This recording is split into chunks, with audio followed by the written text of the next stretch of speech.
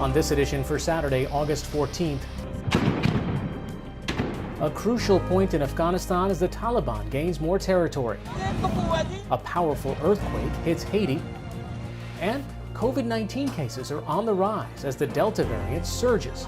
Next on PBS NewsHour Weekend.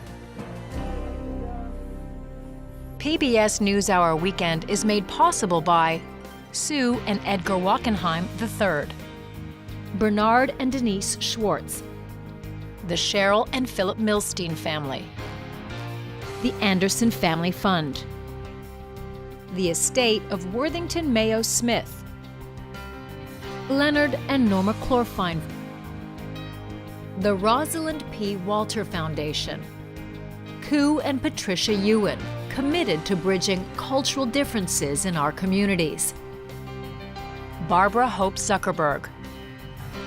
We try to live in the moment, to not miss what's right in front of us. At Mutual of America, we believe taking care of tomorrow can help you make the most of today. Mutual of America Financial Group, retirement services and investments. For 25 years, Consumer Cellular's goal has been to provide wireless service that helps people communicate and connect. We offer a variety of no-contract plans, and our U.S.-based customer service team can help find one that fits you. To learn more, visit consumercellular.tv.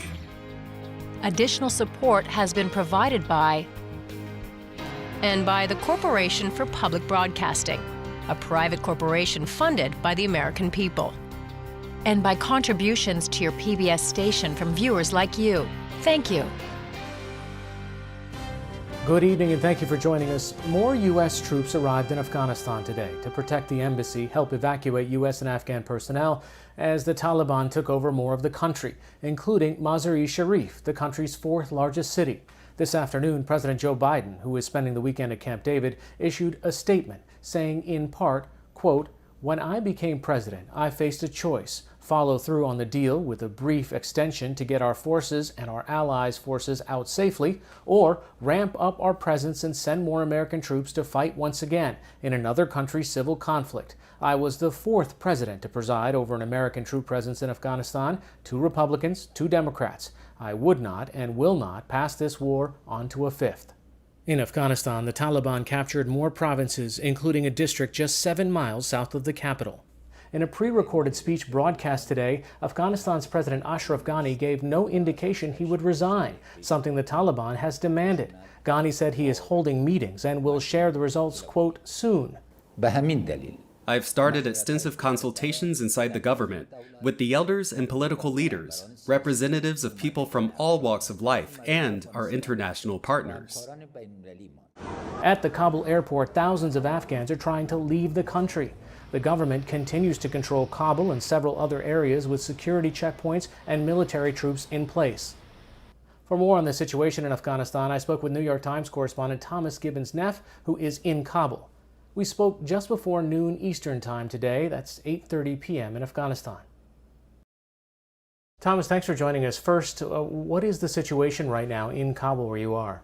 Thanks for having me. So, the situation in Kabul, it's deteriorating to the point, right? We have displaced people coming from all over the country as the Taliban kind of push through, the north, the south, the west. Now there's fighting in the east.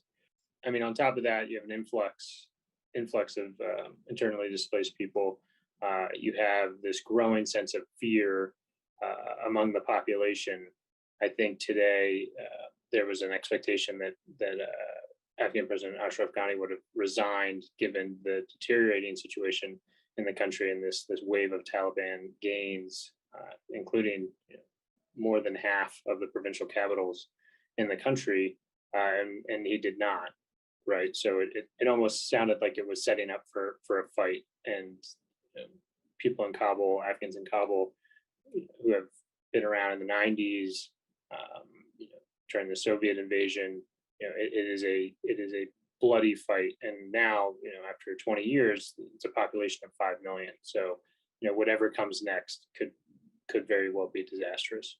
Tell me, one of the questions that people are wondering is where is the Afghan military in all this? I mean, yesterday we heard the State Department say, look, the Afghan forces number more than 300,000. They have trained specialists. The U.S. has been training them for so long. How is it that the Afghan military is falling so quickly to the Taliban in all these different places? It's a combination of things, and I could go on for a very long time about why it's playing out the way it is, right? But I mean, at its core, the Afghan military was built in the American military's image, right? And that means, complex logistics systems, uh, different levels of integration, this expectation that, the Afghan military would kind of operate like the American military. The American military has its own issues, right? And kind of exporting that and expecting it to look the exact same without a litany of issues is just, it's unrealistic. Not to mention, how long does it take for a military to become a military? Officers, generals, experienced non-commissioned officers. That's not there. And then kind of couple that with poor leadership, widespread corruption, and other factors that have kind of led to this moment, right, where soldiers and police on the front line have no faith in their government because they don't trust their leaders. That's just kind of all dissolved as the Americans, who have provided air support for so long, that the Afghan military and police have become so dependent on.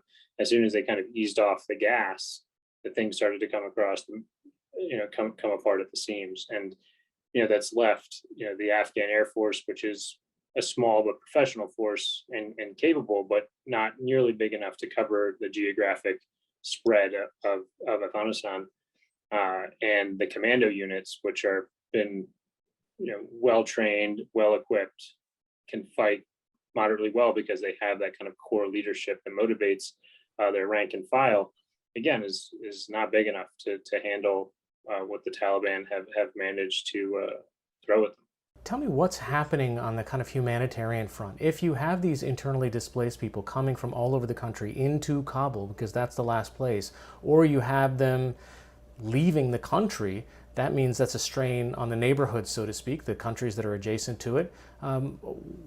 Where are they going to get the basic necessities? Are they just living and camping in parks on the street? Yeah, I mean, that's a great question. I mean, you kind of have to imagine right now we're in the middle of an explosion, right? As these people, flee from different provinces to other provinces in the country. I mean, I was in Kandahar, I guess a week ago now, with my Afghan colleagues, a photographer, and we had visited a displaced persons camp, and there were barely any resources available. The government was struggling to provide for them, and now that area is completely under Taliban control. So it's kind of this moving line of issues that need to be addressed, but just aren't because everything's moving so quickly. There's also a lot of concern about the role of women and girls, the amount of time and energy that coalition forces, the United States, has spent trying to create an infrastructure for women and girls to start going to school. They are now members of parliament. They're in all kinds of jobs. Does that all go away with the snap of a finger when the Taliban comes to town? Definitely people in the West, definitely in the United States are watching that. And I think, the Taliban have kind of given these half-hearted assurances, or, words kind of enshrined in their own language about Sharia.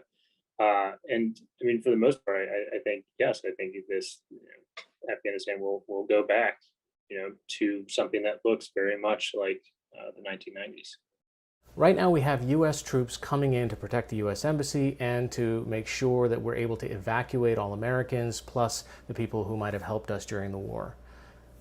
That plan was put into place at a time when the Taliban was not gaining control of the rest of the country. So how desperate is that situation right now? Like you said, that they were not expecting this kind of situation. I think they had long expected that Kabul there'd be distance, right, between the announcement of the withdrawal and something like this. So now the government, the Pentagon, is scrambling to put something in place that looks nothing like Saigon in 1975, right? Enough breathing room, enough time, enough space to move everyone they need to out. Today I had heard that the Resolute support, the name of the NATO mission here, the sign had been taken off the headquarters and thrown in the trash. They were destroying some of the monuments in front of that headquarters. I mean, so it sounds very much like 1975, but I think the Biden administration is very reluctant to display that, even though it's almost unavoidable at this point. Thomas Gibbons-Neff of the New York Times joining us from Kabul tonight. Thanks so much. Thank you. We'll have more on Afghanistan later in the program.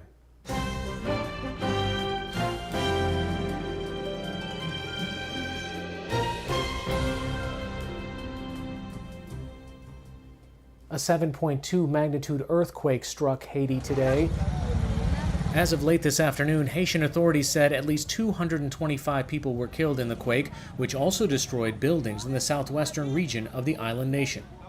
Prime Minister Ariel Henry declared a one-month state of emergency and said search and rescue teams were headed to the region. The U.S. Geological Survey says the quake's epicenter was about 78 miles west of the capital of Port-au-Prince. There was no damage reported in the capital city. The quake was on the same fault line as the 2010 7.0 magnitude quake that killed more than 220,000 people. Phone lines and communications were down in the quake-damaged region as of late this afternoon, and officials said there may be many more casualties. In southern Japan, torrential rains continue today, triggering heavy floods. Dozens of homes were damaged as rivers overflowed, forcing many residents to evacuate. The rain also triggered mudslides throughout the region, including one about 20 miles east of Nagasaki that killed at least one person. Local authorities issued a disaster alert for the region, affecting about 1.4 million people. The Japan Meteorological Agency is predicting more rain for next week, which could bring further flooding and mudslides as the storm front moves east. Heavy flooding has also taken its toll in northern Turkey along the coast of the Black Sea.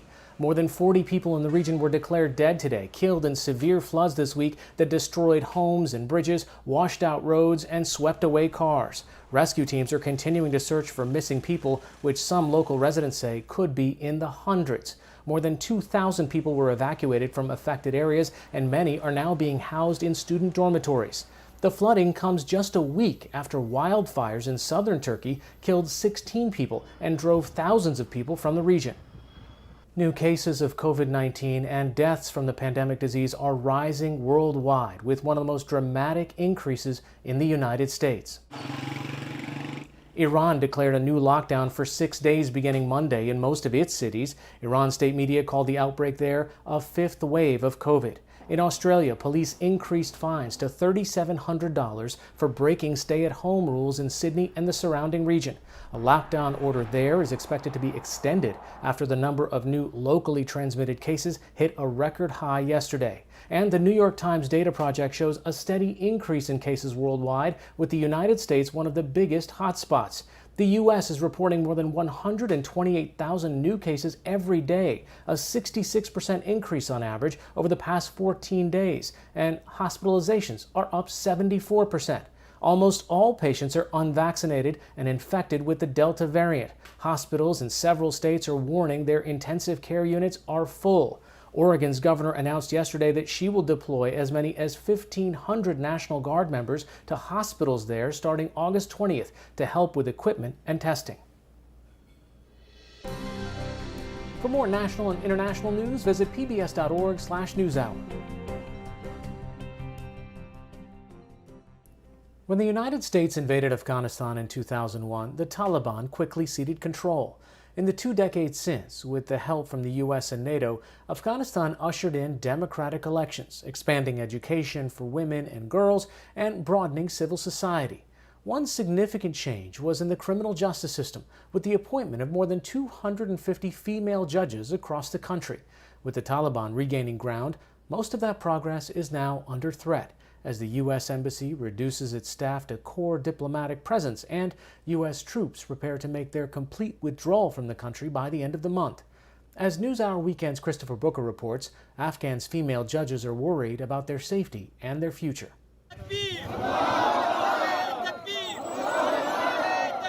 If there was any ambiguity surrounding the intent of the Taliban, it's mostly gone now. As each province falls, whether in the north, south, east, or west, their sprint through the country seems to be part of a larger effort for complete control of Afghanistan. While the capital city Kabul still stands, As the Taliban expands their control from Kunduz last Sunday to Kandahar, Herat and Lashkar-Gah on Friday, the circle surrounding democratically elected Afghanistan continues to shrink. For the Islamic fundamentalists, Kabul could well be the final prize. But for those Afghans currently in that rapidly shrinking space who have been participating in the nearly 20-year effort to build a more robust civil society, a Taliban victory will most certainly be accompanied by untold terror.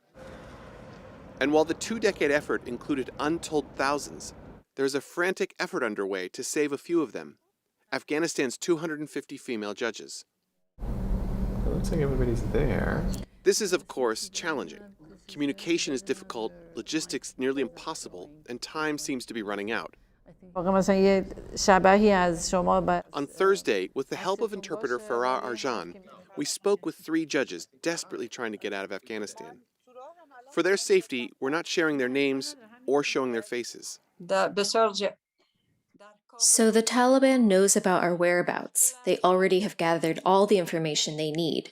So there is no way for us to hide, or there is no way for us to stay, and we have to find ways for us and our family to find safe places. Is the only solution to leave?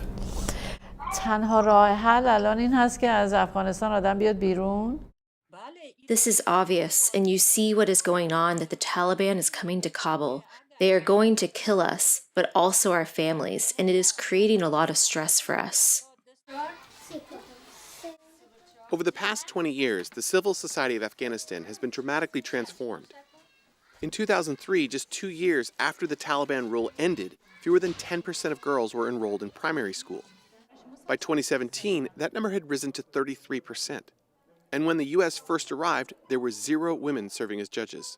Today, Afghanistan's 250 female judges make up about 10% of the country's judiciary. People also changed, and democracy grew, and it's a pity that the Taliban is coming. They're going to ruin everything, all of our achievements. Does she feel abandoned by the West and the Americans? If this is not considered a political response, definitely. They created a crisis for us, and now they have left. Everything that a woman judge is anathema to the Taliban ideology. Judge Vanessa Ruiz is a senior judge for the U.S. Court of Appeals in the District of Columbia. She is also a former president of IAWJ, the International Association of Women Judges. The coalition of 6,500 female judges from around the world was founded nearly 30 years ago. IAWJ started working and supporting female judges from Afghanistan in 2003. Judge Ruiz worked with many of them through the years. They represent everything that the Taliban do not want women to do or to be. The last time the Taliban were in control in the 90s, when they took control back then, the judges were the first women that the Taliban went after to remove them from their positions. In January, 2 female judges from Afghanistan's Supreme Court were assassinated in Kabul. The killings are part of a spate of violence that has included prominent politicians, journalists, and activists in recent months. Just last weekend, as Kunduz fell, the Taliban opened the prisons. And in some cases, those prisoners were the very people that some of these judges put away. So whether you're talking about broader Taliban philosophy, you also have personal vendettas at play now. That's right. It isn't just about ideology, it's also just personal revenge. Some of the judges have received threatening notes from within prisons about, I know who you are, I expect to be released, we're coming to get you. And now, of course, as you say, they are being released. Is there any indication that this group of judges, these 250 judges, will be granted some type of special visa to enter the United States or to enter another Western country?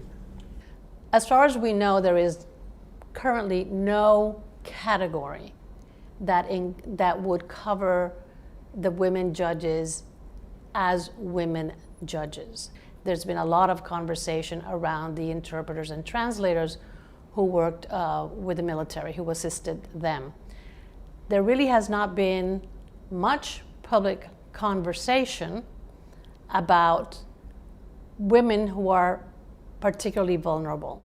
Late yesterday, Canada announced it would accept 20,000 vulnerable Afghans, such as women leaders. But it will have to happen quickly. In recent days, reports have emerged of Taliban brutality, stories of executions and forced marriages in the areas where the Taliban has taken control. On Thursday, the U.S. Embassy in Kabul said it had received reports of the Taliban executing members of the Afghan military who had surrendered. Has the IAWJ faced a crisis like this before? Never this kind of countrywide basis where all of the women judges appear to be at risk. We need to be able to help them have real options to decide where they will be safe. We cannot decide for them what they will do, but it is very clear, I think, you've heard it in the interviews, they have been quite direct in saying that if they stay, they think they will be killed and that their families will be killed. And the question is, how can they make it to a place of safety? Right now, as far as I can tell, there is no coordinated mechanism for the women judges to get to that place of safety.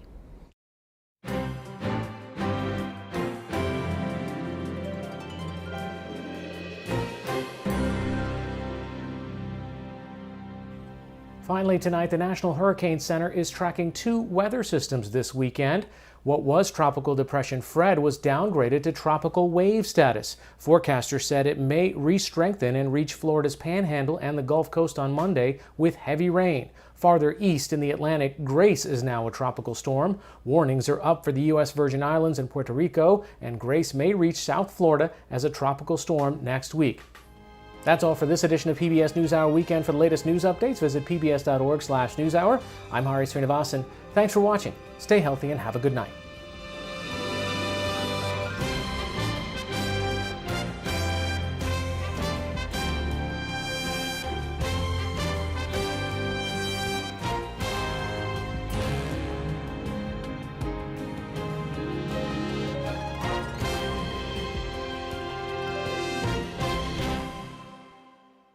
PBS NewsHour Weekend is made possible by Sue and Edgar Wackenheim III, Bernard and Denise Schwartz, the Cheryl and Philip Milstein family, the Anderson Family Fund, the estate of Worthington Mayo Smith, Leonard and Norma Chlorfine, the Rosalind P. Walter Foundation, Koo and Patricia Ewan, committed to bridging cultural differences in our communities. Barbara Hope Zuckerberg. We try to live in the moment, to not miss what's right in front of us. At Mutual of America, we believe taking care of tomorrow can help you make the most of today. Mutual of America Financial Group, retirement services and investments. Additional support has been provided by Consumer Cellular, and by the Corporation for Public Broadcasting, a private corporation funded by the American people, and by contributions to your PBS station from viewers like you. Thank you.